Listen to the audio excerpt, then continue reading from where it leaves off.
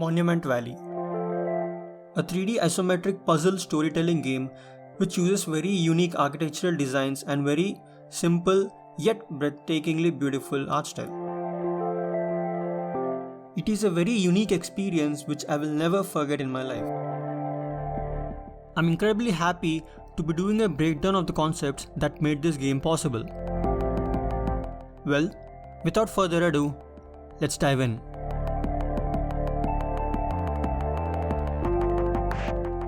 At the core, Monument Valley works on two main principles: isometric projection and the non-existence of depth. Isometric projection is a special case in orthographic projection. It can be achieved when the camera is rotated 45 degrees vertically and 35.264 degrees horizontally. At this angle, all the axes appear to be equally equidistant from the viewing angle, which is very important to the illusion in this game. Non-existent depth is a common attribute of orthographic projection, where all the objects appear to be in the same distance from the viewing point. But in reality, they could be at a different depth. Let's look at a few example levels as I explain how the concepts apply to this game.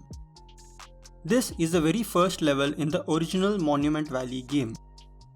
It has a few fixed platforms and a rotating platform. When we rotate the platform, we notice a weird overlap between the platforms. Now this is obvious because the rotating platform is closer to the camera, so it will be rendered on top of the stationary platform. But it won't work for this illusion. This is one of the major problems that the devs of the Monument Valley had to fix. The intended effect here is to have two platforms which are at different heights look as if they are in the same height when another platform connects them. The way this is done is by splitting the fixed platform that is affected by the overlap, and then the split part is moved above the moving platform. Well, this causes another overlap, but this can be fixed by replacing the end cube with a half cube and adding an additional cube in the end of the other split part. This splitting and repositioning of the fixed overlap parts is the fundamental solution for the problem. This is the second level in the original Monument Valley game.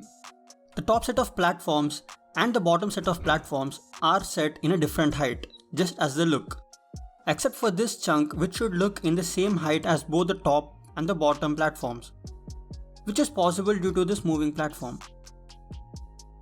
Now, we have to fix this overlap, so let's see if what we established before is correct or not. If you look carefully, the chunk is divided in two parts and also contain a half cube to fix the overlap. So the same splitting and repositioning as we have established in the first example. Now let's see how the player moves between the platforms which are at very different heights so seamlessly. Remember when I told that we can't perceive depth in orthographic projection? Well, if you look carefully, that is exactly what sells this illusion. I hope this explains the concepts a little bit clearly. If you have any doubts, feel free to comment in the comment section.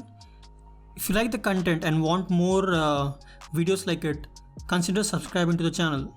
Thanks for watching guys. See you in the next video.